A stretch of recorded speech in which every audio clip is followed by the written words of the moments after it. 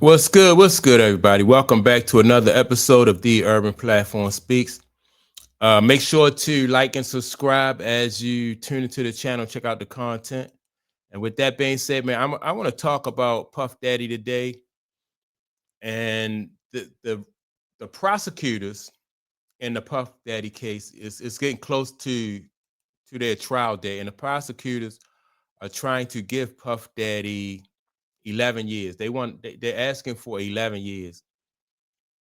Most people, the professionals, lawyers, and people like that were saying that he probably would get, some people saying time served, or like 3 years or something like that. But 11 years, the prosecutors really got it in for Puff Daddy.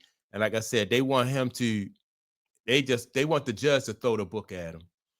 11 years, because 11 is the max. I think, or was it 20? I think it was 20. Right. So, but what I'm gonna do is I'm gonna go to the article and go over the article. But this is crazy, man. These prosecutors are not, they are not playing with Puff Daddy. They serious about this. Wait a minute. Take this down. Take that down first. All right. So these prosecutors. Hold up. They serious about Puff Daddy and trying to get him some time. But you see it right here. Prosecutors are seeking 11-year prison sentence for Sean Diddy Combs, right? And let me see what else. It goes on to, federal prosecutors say Sean Diddy Combs, should face more than 11 years in prison, arguing he deserves a steep sentence because for his physical and mental abusing his girlfriend and employees for years. So they're not even trying to, I mean, like I said, they just want to throw the book at him. They're not even trying to go easy or anything.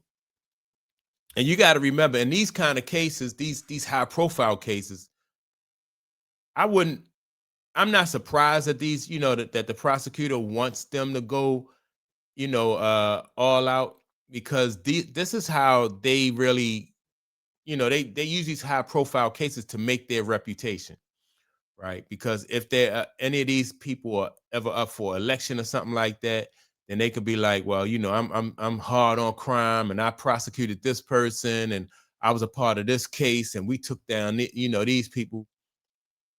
So when you see stuff like that, you know that's what that's all about. Like, it's political for these people. They don't care, if the if the judge, if they could, they'll put Puff Daddy under the jail. It's not so much, in a lot of cases, it's not so much about justice. It's about, like, really their political career. So it goes on to say, in a 161-page filing, prosecutors urged the judge, I don't know what his name is, Ern Cerbrani, to reject Combs' request for a sentence of 14 months, essentially time served, because they are arguing he hasn't shown any remorse and instead has sought to blame the victims, right? So I want to know, like, he been in jail the whole, this whole time. So what has he, like, what kind of remorse can he show? Now, the other charges, the the more serious charges, he beat those, right? And sometimes when you beat those serious charges, what they'll do is, especially if the prosecutor have it out for you, they'll try to get the max. And sometimes the judge too, they'll go all in, and they'll just give you the max. So, but yeah, let me see. Time and again, he has shown that he is concerned only with his own power and control.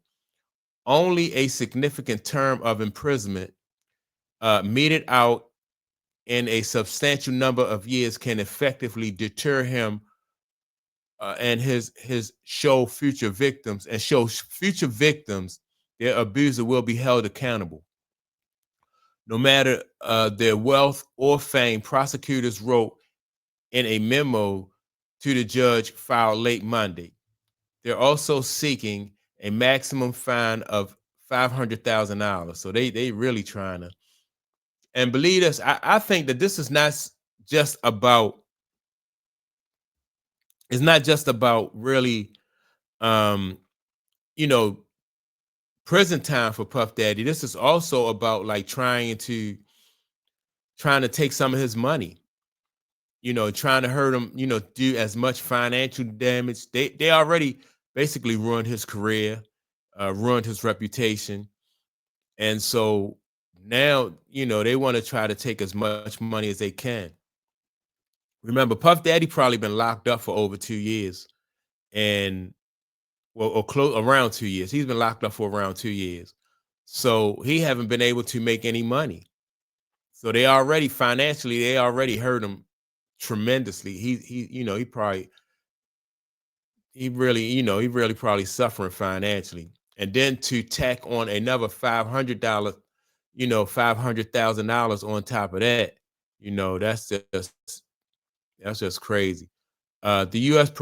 Probation Department has recommended a sentence ranging between 5 and 7 years in prison terms. In prison, in prison, Combs is scheduled to be sentenced on Friday. So you got to imagine, man.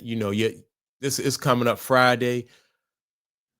He been in jail, I don't know, probably like I said, almost 2 years. They asking for 11, so you looking at about 9 more years in prison. If the judge gives him like that right there would destroy his. I mean, financially, it would destroy him, and man, that would be tough. That would be tough. Prosecutors submitted letters from Cassie Ventura, her parents, and former employees who urged the judge to consider the victims, some of whom fear retribution. Combs' former girlfriend, who testified under subpoena, under the subpoena, I guess, I don't know what's Jane. Oh, the subpoena Jane did not submit a letter to the judge. Now I don't know who that was. Then what was I forgot what was her name? Under subpoena, Jane did not commit. All right, Combs was convicted by a jury of 2 counts of transportation to engage in prostitution, which carries a maximum of 10 years each. Yeah, like I said, that was 20. So he was looking at possible 20. The jury acquitted him of racketeering, conspiracy, and sex trafficking charges for allegedly forcing his girlfriend to have sex with paid male escorts and drug-fueled nights called freak-offs or hotel nights. Right. So now Cassie submitted a letter along with other people submitted letters. Her parents submitted letters too. Man, they just really trying to drag Puff Daddy, right? But I think, in my opinion, I think this case is also about just, and not that I don't know, that Puff Daddy. I'm trying to defend Puff Daddy or nothing like this, but like as adults, people who took part in those freak offs, like why is he the only one being punished for that? Like his lawyer said, you're basically punishing a man for having orgies. And that's what it boiled down to. Like Cassie was with him for around a decade. So and she the one who set up a lot of these parties or orgies or what do they call freak offs. And then when she get tired of having the freak offs and these orgies and stuff like that, then she can go ahead and sue and send this man, to prison for all those years. I don't know, man. I just think that, like I said, he probably did. People probably, they think that he did a lot of things, and his name is coming up in a lot of stuff. But I think they should charge him for the things, or try to convict him for the things that that he's really guilty of, instead of just trying to get him for this. Because this right here is everybody else get to walk away from having these little freak offs and stuff like that. But if he extorted somebody, or if he deleted somebody, then convict him for that. You know, go after him for the serious crimes that he committed. You know, and but this right here, you know, because I mean, I think a lot of people in show business, because you know, like those rich guys, they do fly women out. Now I don't know if they fly them out to have orgies and stuff like that, but you know, they fly these Instagram models out, and you know, the Man Act can apply to a lot of different people in a lot of different situations. And so that's what you also too need to be careful about, you know, these laws that they are applying across the board to different people. So I'm waiting on Friday to get here to see what they give them. I don't know what they, you know, anything could happen in between time served and 11 years. That's just a lot, man. Or even the judge can really go at his own discretion and give, you know, give more, or like I said, or he could let him out with time served. So I would hate to be in Puff Daddy's shoes right now, though. So that's my take on it, man. Y'all make sure to like and subscribe. Don't forget also to leave a comment, and I will check you all out in the next video. Peace.